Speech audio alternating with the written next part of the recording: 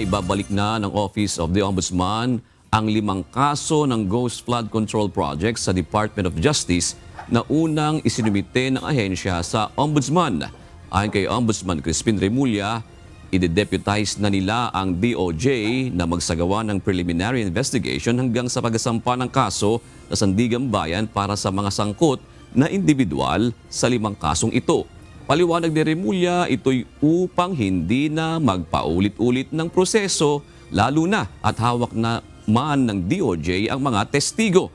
Anya, meron na rin namang mga sangkot dito ang umaamin sa kanilang mga isinagawang katiwalian. Yung 5 flood control cases filed by the DOJ, we are returning it to them already. Sila na mag-PPI at sila na ang magkatrabaho nun at mag-file ng kaso since hawak na nila yung testigo para hindi na umulit yung proseso rito. Kasi uulitin pa yan eh. We don't need that. Dahil inaasahang mas mapapabilis ang usad ng kaso sa paghawak dito ng DOJ, ayon kay Remulla, posibleng magkaroon na ng resolution sa darating na November 20.